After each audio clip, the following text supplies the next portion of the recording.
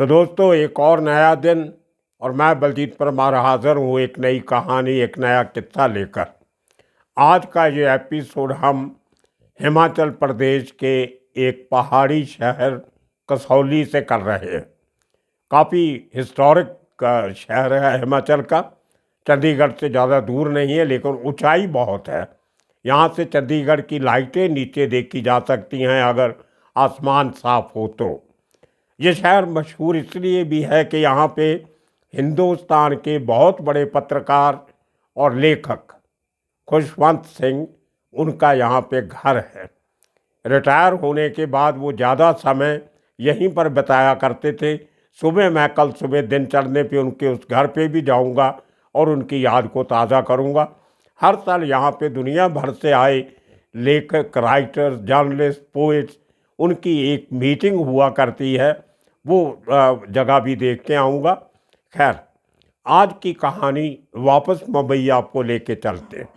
हिमाचल में बैठ के आज हम मुंबई की बात करेंगे, जहाँ 2 दिन पहले एक बहुत बड़े बिल्डर की दुखदाई किस्म से मौत होती है। लेकिन उस मौत से पूरी रियल एस्टेट इंडस्ट्री जो मुंबई की है, बड़े बड़े builder, construction companies, financiers, booking agents, real estate tycoons, उनकी हकीकत सामने आने लगती है।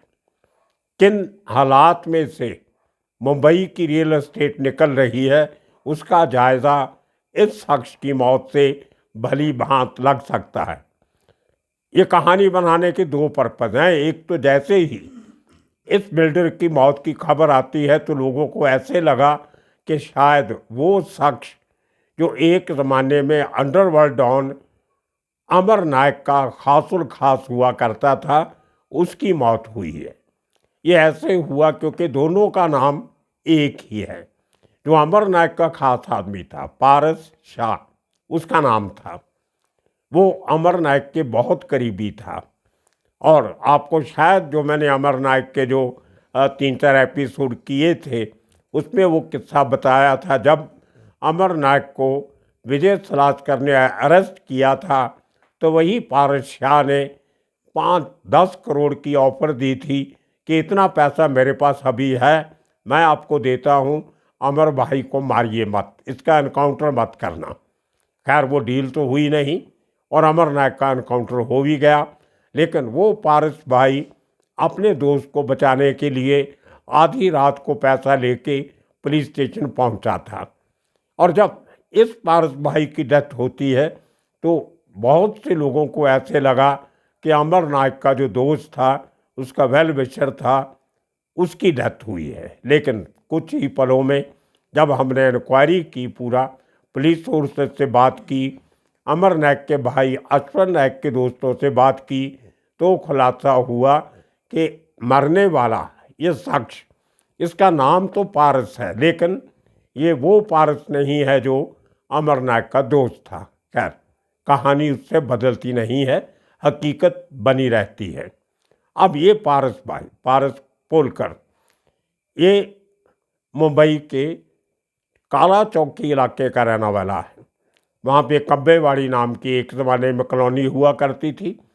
एक झोपड़ी नुमा चौल में रहता था परिवार के साथ, और इमिटेशन ज्वेलरी जिसको हम कहते हैं, नकली जेवरात जो जिनके ऊपर सोने का पानी चढ़ाया होता है या वैसे ही लगते हैं सोने जैसे, उनको मुंबई की लोकल बसेज में और ट्रेन्स में बेचा करता था। लेकिन वहाँ से मेहनत करते करते उसका टच कुछ बड़े गैंगस्टर से हो जाता है। कहीं ना कहीं जब आप बिल्डर्स की बात करोगे मुंबई से, तो उनको आप अंडरवर्ल्ड से दूर नहीं कर सकते। जैसे वो पारस भाई अमर नायक के क्लोज था, उसी तरह ये पारस भाई भी अमर नायक के नज़दीक हो गया और साथ के साथ अरुण गवली गैंग के साथ भी रिश्ते रखे, और उसके साथ दाऊद गैंग के साथ भी रिश्ते रखे, और उसके साथ गुरु साल्टम गैंग के साथ भी रिश्ते रखे। वो गुरु साल्टम इसके एरिया का था। इसने हर गैंगस्टर के साथ अपने ताल्लुकात पैसे के ज़ोर से बना के रखे। और शुरुआत देखिए कैसे होती है, छोटे आदमी से आदमी बड़ा आदमी कैसे बनता है। अब मसल पावर इसके पास थी, सब गैंगस्टर के साथ जुड़ा होने के नाते पैसों से उनके आदमी खरीद लेता था।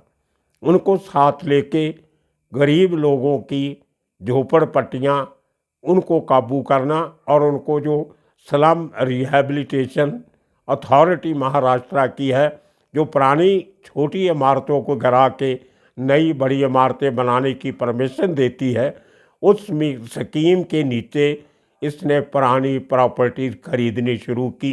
ख़ास तौर पे वो बिल्डिंग्स, वो इमारतें जिनमें पगड़ी सिस्टम से लोग रहते थे।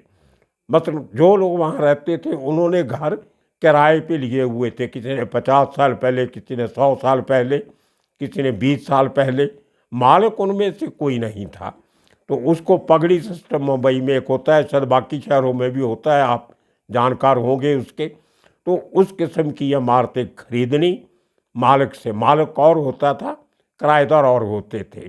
तो मालिक से कौड़ियों के भाव इमारत खरीद लेता था और अपनी मसल पावर के थ्रू एक एक करके उसमें रहने वाले रिहायशियों को, जो उस इमारत में लोग रहते थे, उनके घर खाली करवा लेता था।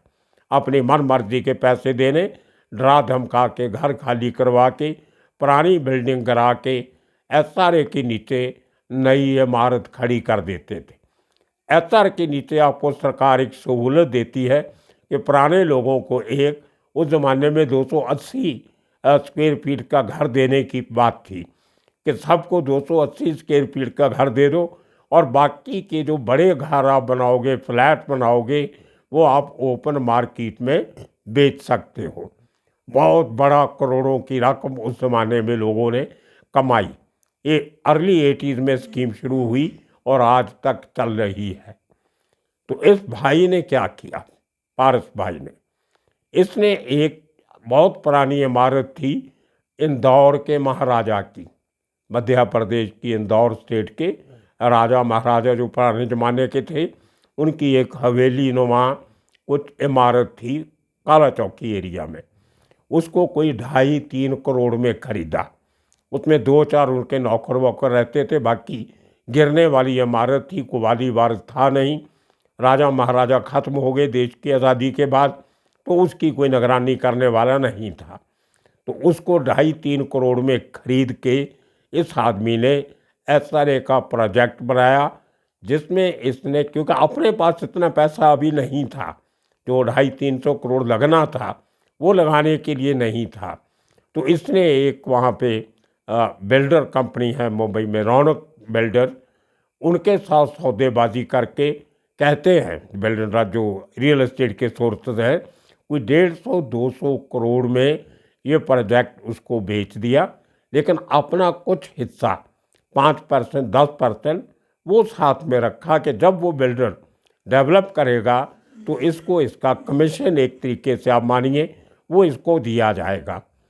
हुआ कुछ ऐसे कि रौनक बिल्डर ने भी उस प्रोजेक्ट को डेवलप नहीं किया। उन्होंने, कहते हैं, ये भी मार्केट सोर्सेज का कहना है, ये लोग असली फिगर तो बताते नहीं बिल्डर किसी को।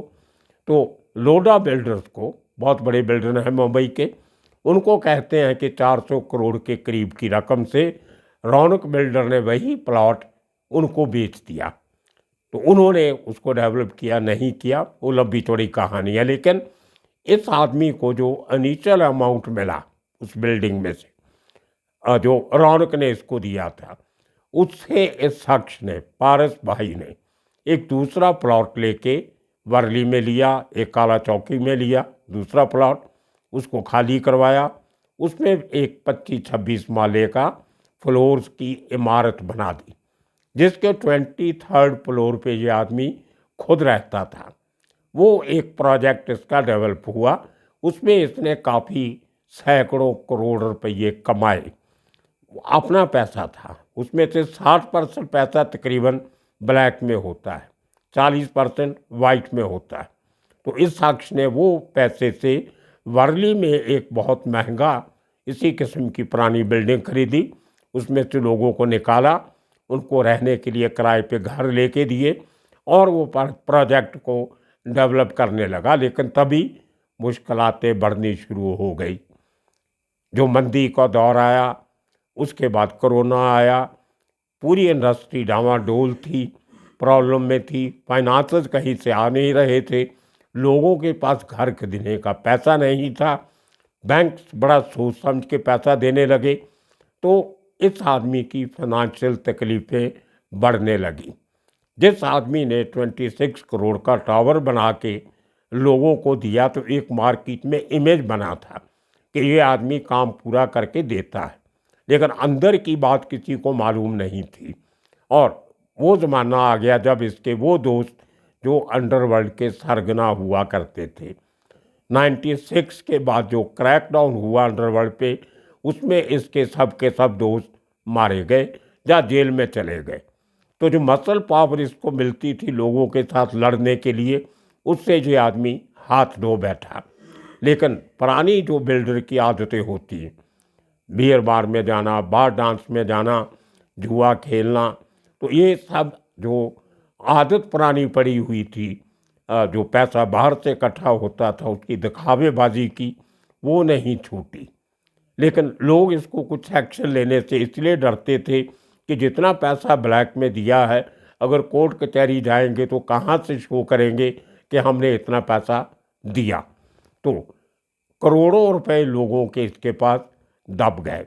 अब जिन लोगों को किराए पे घर लेके दिए थे वर्ली वाली बिल्डिंग के लिए, उन लोगों को किराया देने के पैसे तक भी खत्म हो गए। मार्केट से पैसा मिलने नहीं लगा। फिर जैसे कहते हैं मेंटल तनाव बढ़ने लगा। अब बाकी लोग जिनके पास पैसा था, फिर सरकारें बदलनी शुरू हो गई। जो इसके पॉलिटिकल लीडर थे उन्होंने एक एक करके हाथ दूर कर लिए। अब उनको पैसा मिलता नहीं था। अब ये आदमी के पैसे की कमी थी तो उन्होंने भी इसको साइडलाइन कर दिया। अब प्रेशर बढ़ने लगा। वो शख्स जिसके पास लोग उसकी आंख में आंख डाल के बात करने से डरते थे, अब उससे गाली गलौज करने लगे। लेकिन रिटेलिएट करने का इस आदमी के पास कोई साधन नहीं था। ऐसी ही बात कुछ दिन पहले फिर हुई। वही वर्ली के लोग जिनको 6-8 महीने से किराया नहीं मिला था, जिनके घरों में वो किराएदार रहते थे, उन लोगों ने उसको अपने घरों से निकालना शुरू कर दिया। तो उन लोगों ने आके इसके घर पे बहुत गाली गलौज किया, जो इस आदमी से बर्दाश्त नहीं हुआ।